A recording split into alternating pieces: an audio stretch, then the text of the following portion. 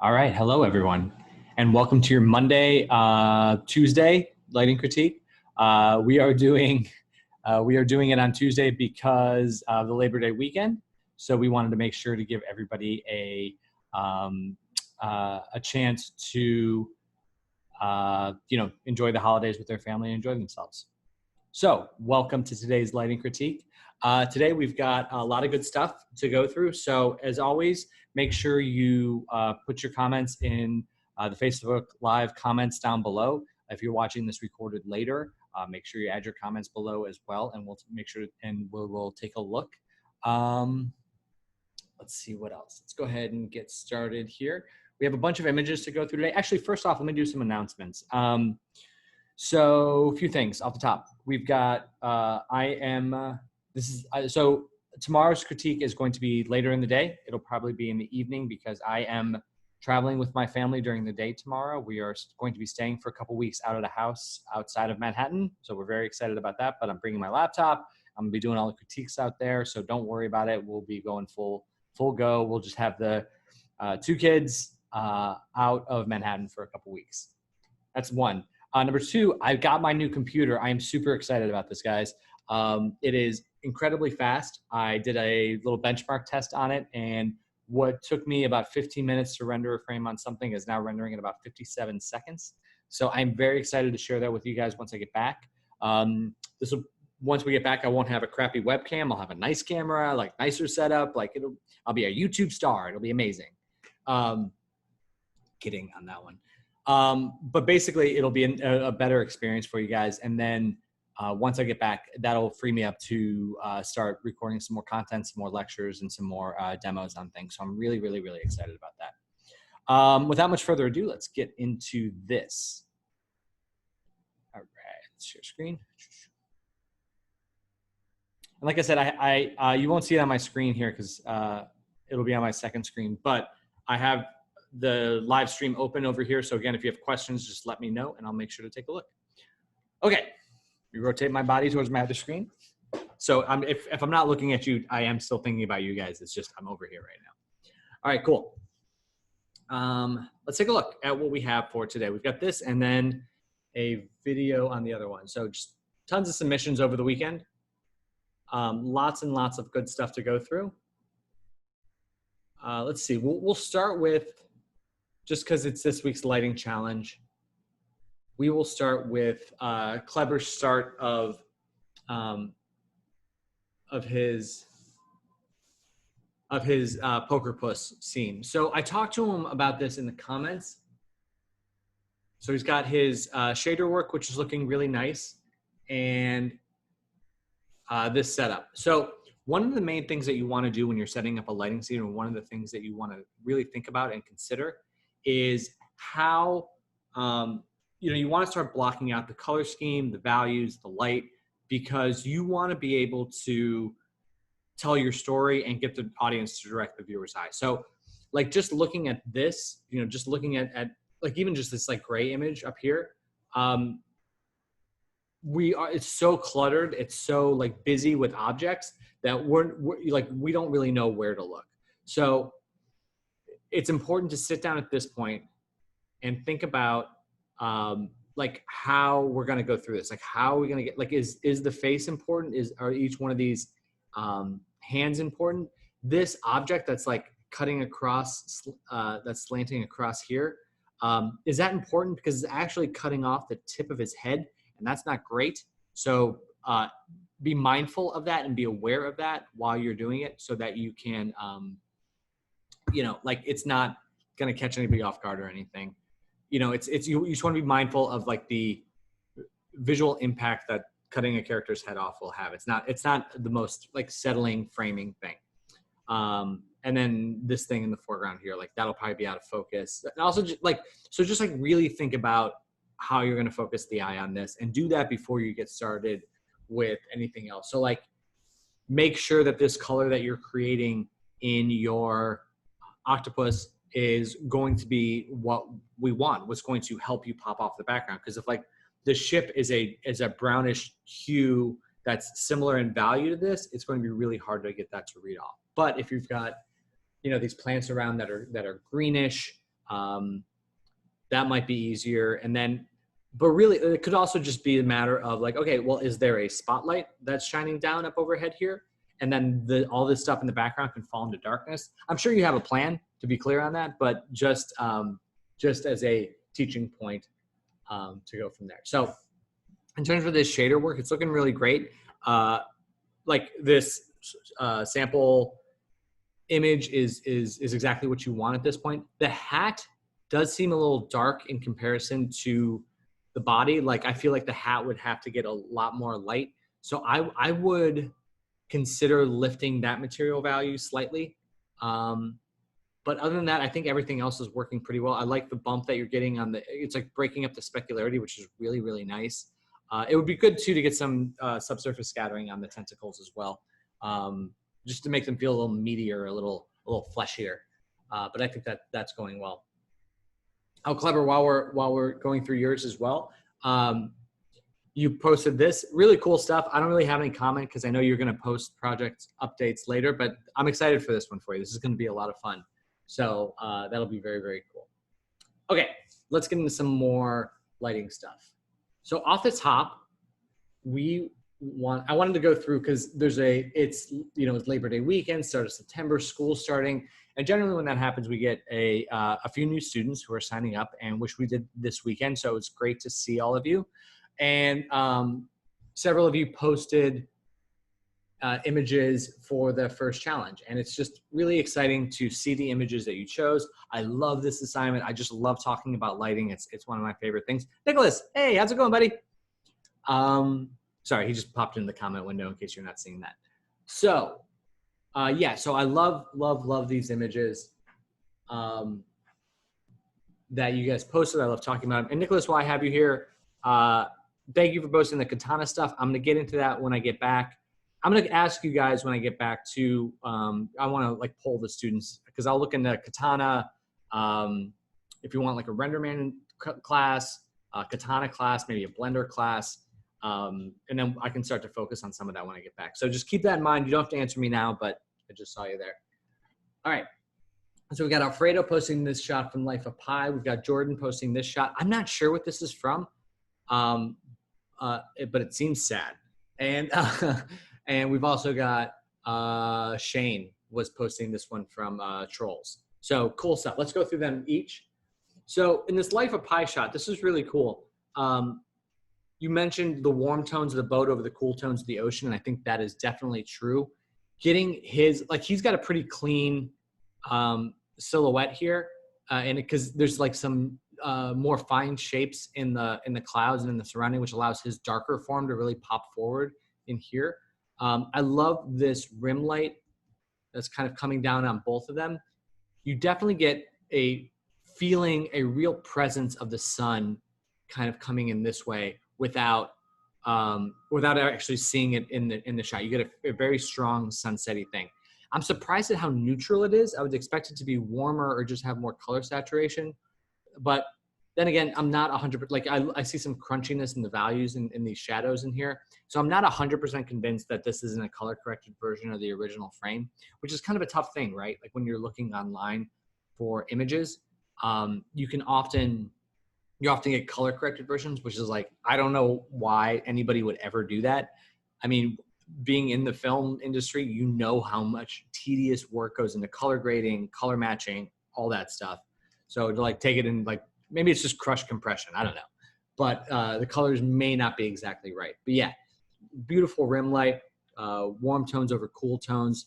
Just this is also generating some good shaping across the characters. I love the little shaping on the details on the little rivets here coming down the boat. The ropes, just lots of good visual shaping there. Jordan, so in your sad, that horse's head fell off its body shot. Yeah, you mentioned the darker tones in the foreground being able to separate off from the background. You're totally right. So that's one of the benefits of aerial perspective, atmospheric perspective, is it creates this desaturated haze back there, and it allows the darker tones in the foreground to really step forward. Because if we look at the levels on this, oh, where'd it go? It's on my other screen. If you look at the levels on this, you can see there's very little on the highs. There's like nothing, like nothing too bright, but there's a lot down here in the darks. And it's kind of even, it's a little bit evenly distributed in that it's, I'm sorry, these like midtones to upper midtones are pretty evenly distributed. And then there's like a spike in these dark values in the foreground because those are the areas that we really want to read. So actually I'm going to push this here just because it's easier to see. But like good shaping, we've got this light kind of wrapping around the characters' faces here. Love the shaping on these horses. Like there is the, I guess it's more directly in the viewer's eye because there's the shaping coming down here and around here. But notice how much brighter the face is than the key light hitting the body. Like our eye is definitely drawn right here. Same thing with this one. I also like the framing of this.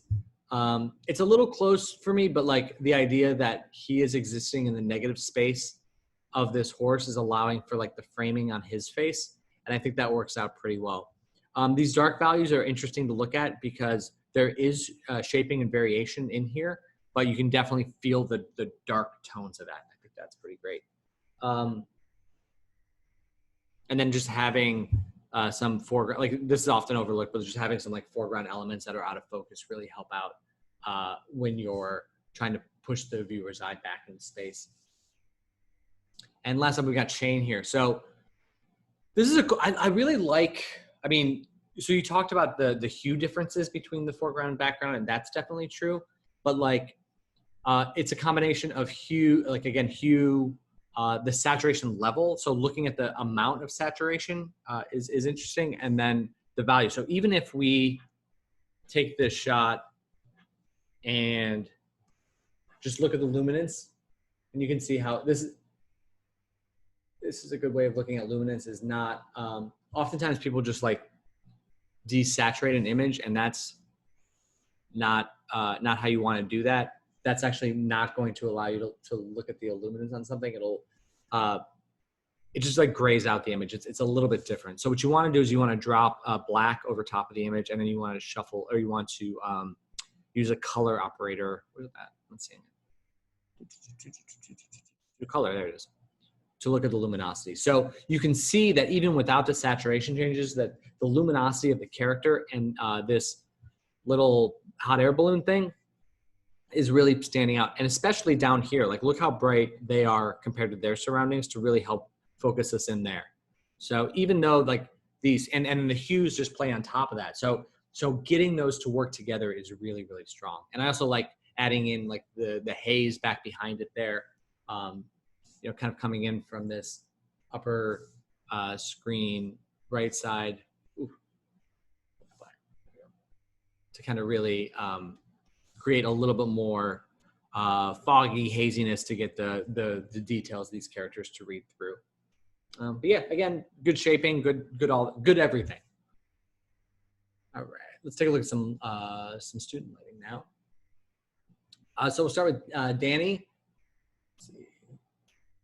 Danny, I lost your, wait, where'd it go? I could have swore you, that's okay. I thought I could have swore I had your Joker reference pulled up, but I guess I missed that. So,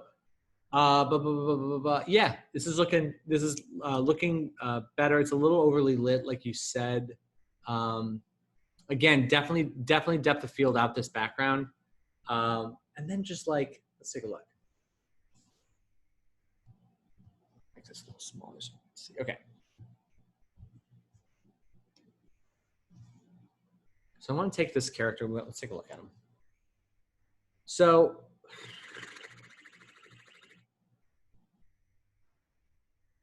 well, first off, the hair has got too much specular highlight in it. It's just too reflective. It looks glassy. So I would take that down.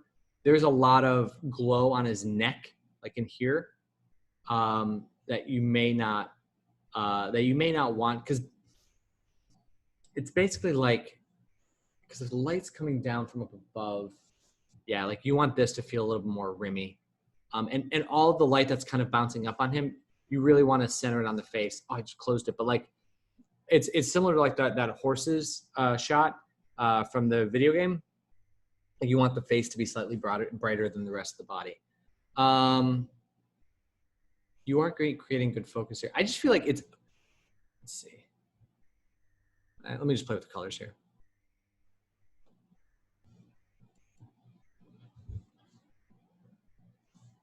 So like, I feel like there needs to be just like more reds in his skin tone.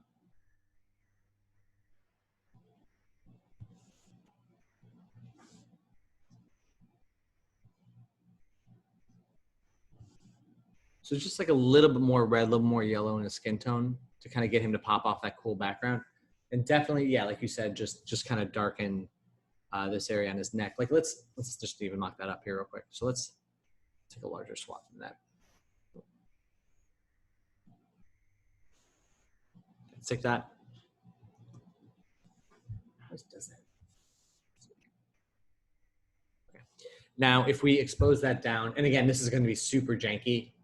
I always tell everybody, and I'll keep reminding you this, these color corrections that I do in here are just for like look dev purposes.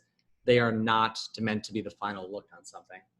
They're just to kind of give you a rough idea, and then it's better to kind of go into the actual image or into the actual render and kind of do it, because then it'll be more like it's in 3D space. So like if you're darkening that down there, like it just kind of helps focus us in. And then even the fact that this light is now kind of centering in here, if we can just get it like more focused up there, more focused on his face. But I think this is coming along well. I do wonder if we couldn't add a little more, let's see. Let's take a look at this couch for a second. I do really like what's happening over here on the screen, right side of the couch, like this fall off, and like the shaping on it's looking really good. I'm just curious if we can't, let's see. Try to make it just a touch brighter. You know, let's go into the saturate, the colors. I think that this can go a little greener. And even a little more saturated.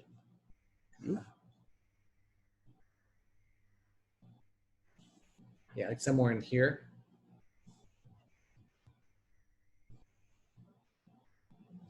Might be a little bright. Just a little bit. But like somewhere in this neighborhood. Now, the one thing you really want to watch out for is like there's a bunch of warm bleed on this couch, and that's accurate to what is happening in the that's accurate to what is happening. Oh, hey Ray, how's it going? It's accurate to what is happening in the surroundings here.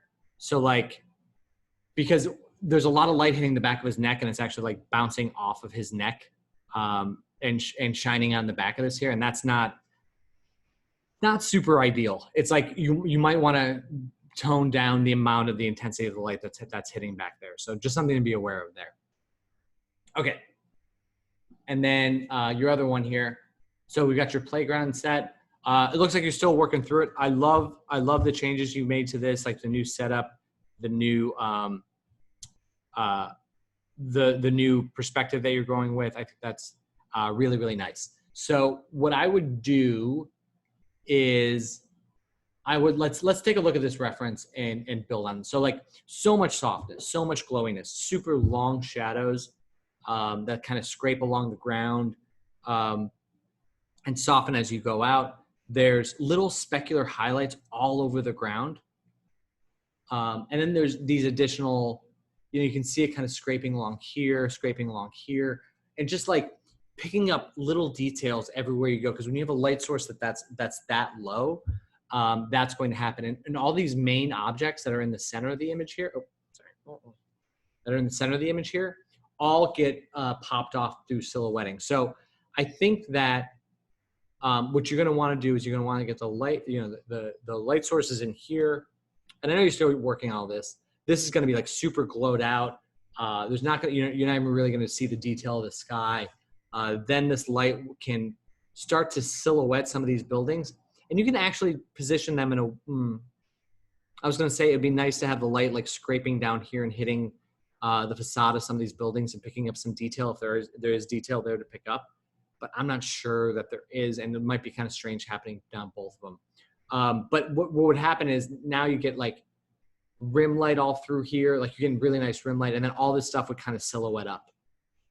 And also because it's that plastic, you know, it'll really create that subsurface scattering and glow through, which will be a lot of fun.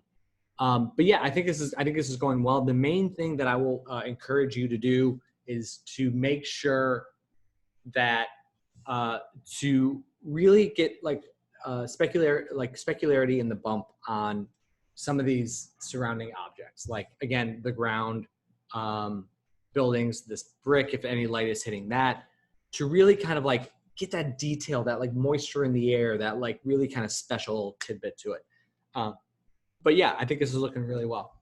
I think this is a much stronger lighting example than what you were demonstrating last time. I'm excited to see where it goes. All right.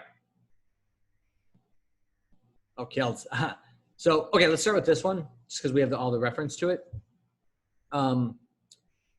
First off, you have a bunch of reference on the page, and I grabbed this one specifically because I love this movie a lot. It's the JCVD.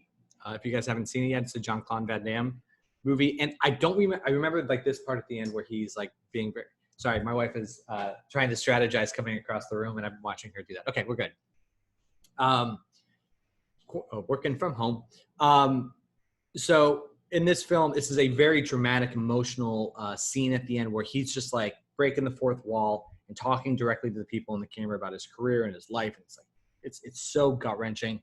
And the lighting is really doing a lot of the heavy lifting on the emotional impact of it. This high contrast, this rim light, this focusing on his eyes, like his eyes are just so soulful in this, and it's just really, really beautiful stuff. So I grabbed that, and now after I do this, I'm going to watch that scene. And then you've got these really nice, this reference of like the silhouette in the door and the light creeping in through the door here. So I just wanted to like build off of those. And into your shot. Okay, so light creeping across the door. I actually think this door looks really nice. You know, I love like the subtle light shift going across here. I think all this looks good. This is probably too bright in here. And then the character himself is, that's going to need the most work, because what we want, this is how I would do it. I would focus the light more tightly on the character in a way that rims the character and allows his frontal area to be darker, and it pushes the light through like this way. And you can make it a little bit wider so you can maintain this look that I like so much. And then what happens there, the bigger impact of that is two things. One, more rim light, like a stronger rim light on the character, and it'll actually eliminate some of the light from the back here, meaning that I don't want direct sunlight or direct light hitting that wall. I want it to stop in here. And then what you would get is just like a little bit of bounce light coming back up this way. And so the wall will actually be a little bit lighter down here and then darker as you go up, and it'll get dark around his head, and it'll allow us to focus in on his head. The one thing I do, and Danny, in your shot, one of the things that I talk about specularity all the time in the bump to get, like, look at it here. Look at it on that wall. It looks great. That's really, really pretty.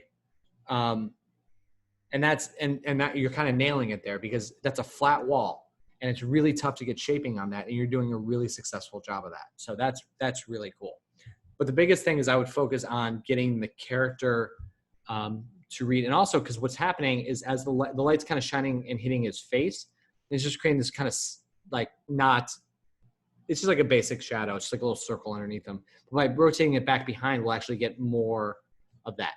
So that would be my advice on that. Also, go watch the JCVD movie. I highly enjoyed it. Okay, your other shot. So this one's cool. This one's interesting. There's a lot going on here.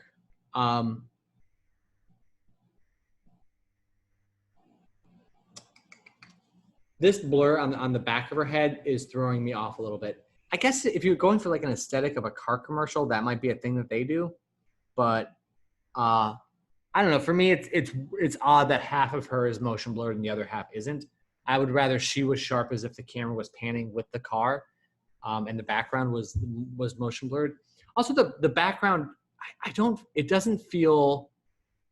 It feels like it would be more directional blur that way. Like it feels more like stretched out zippiness to me. It just feels blurry back there. So maybe just like exaggerate the blur in the X direction, and that could help that.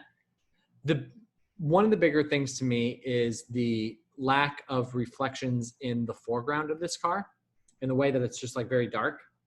And that's a very common thing in CG because you always like, you focus on what's on the camera or what's in camera view, and you don't think about like what's back behind it. And it really starts to show itself in reflective objects like this. So I would make sure to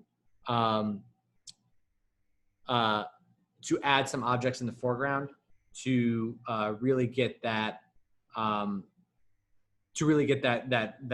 because it creates shaping in the specularity and the reflections, right?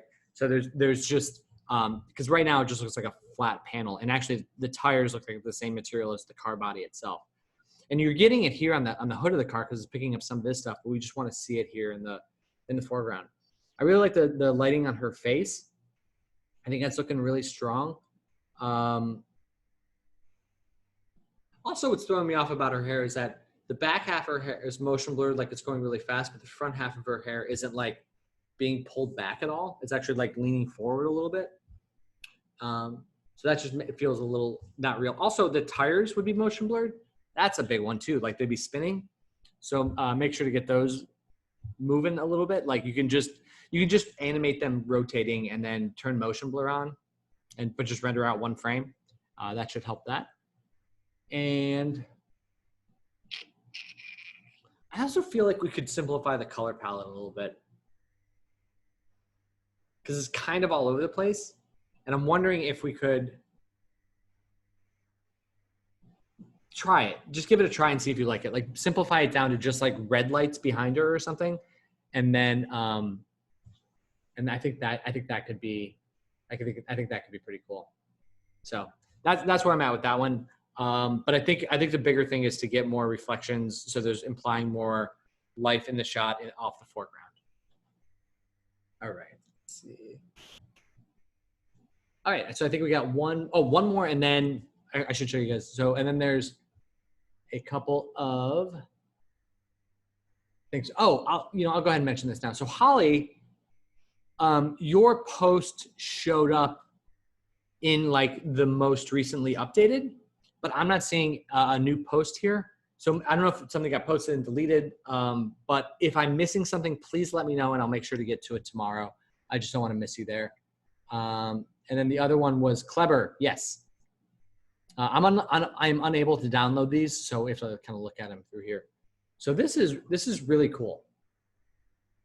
I think I like the camera move a lot. I think that we shouldn't cut her out of frame, and we should stop the camera before we get to that point.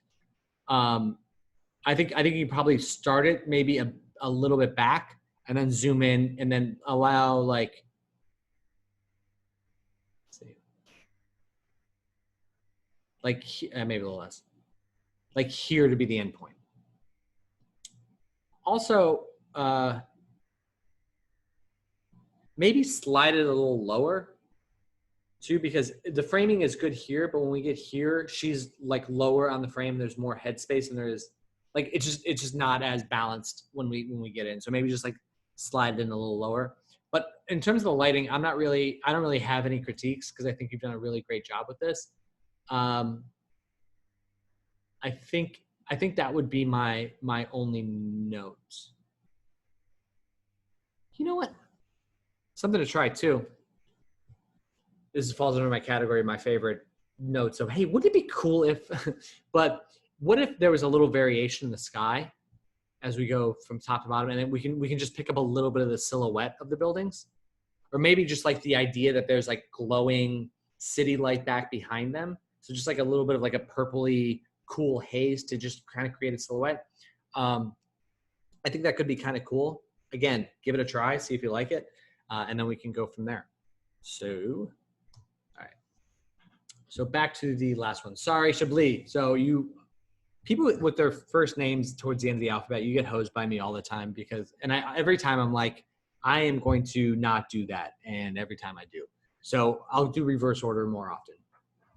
Okay, so your question in the forum was about getting reflections on the windows, and it's an excellent question because it's a struggle that we all have a lot, and it's once you kind of get your feel for it, it's just like anything else. Once you do it a little bit, you get more experience, and it's all good.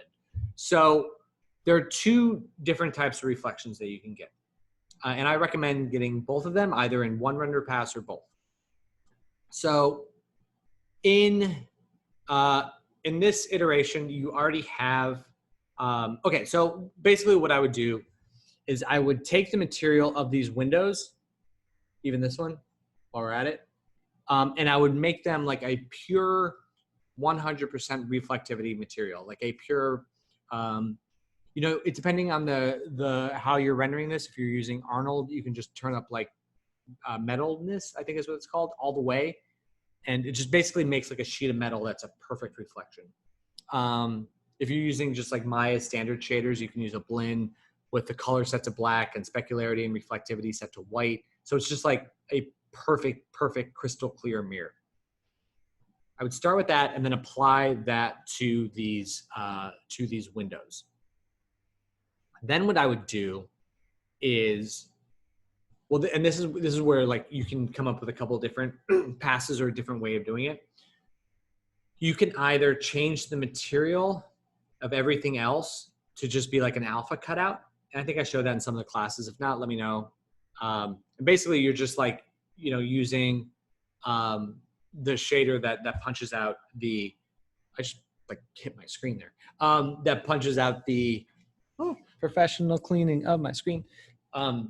That punches out the alpha, so you're just getting those windows. But realistically, what I do more often is I've got this render, and I usually have crypto mats, so I can grab the crypto mat of the window itself with all of these objects already in place. So you don't have to worry about like cutting anything out. But what I do is I render just those windows, but everything else in the scene, everything else, turn off their primary visibility. So that they show up in reflections and they show up in refractions, but you don't actually see them in the render.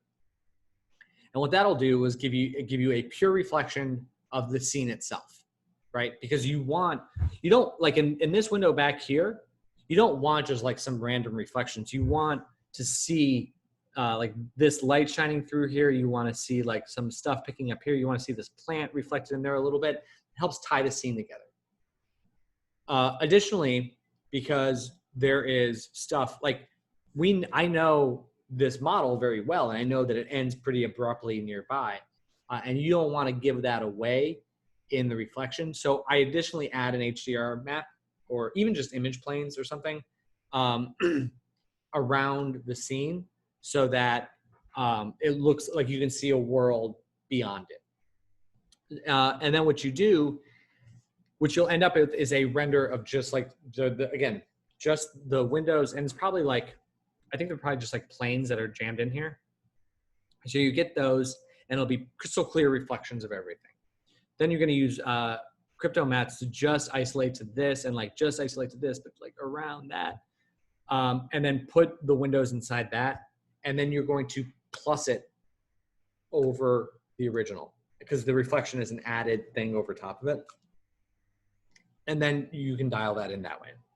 That's how I would do that. Because then you can make the reflections more pronounced. You can pull them back.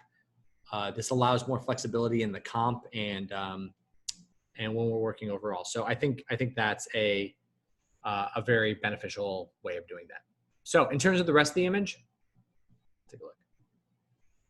This is great. I think this volumetric light can go stronger.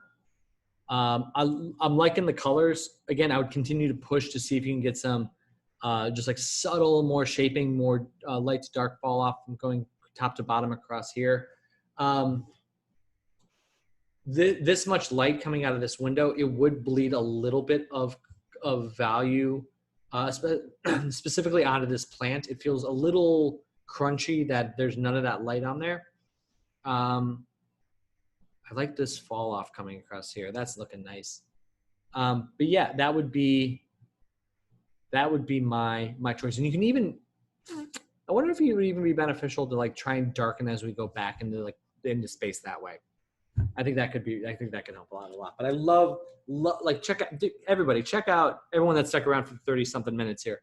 Check out the shaping on this. Like that's looking beautiful. And like the shaping on the pot of fruit is looking really nice. Like, and I love, and it's a little, again, crunchy right now because we're a little low res, but once you crank up the sample settings on some of this stuff, like again, it looks a little low res right around here.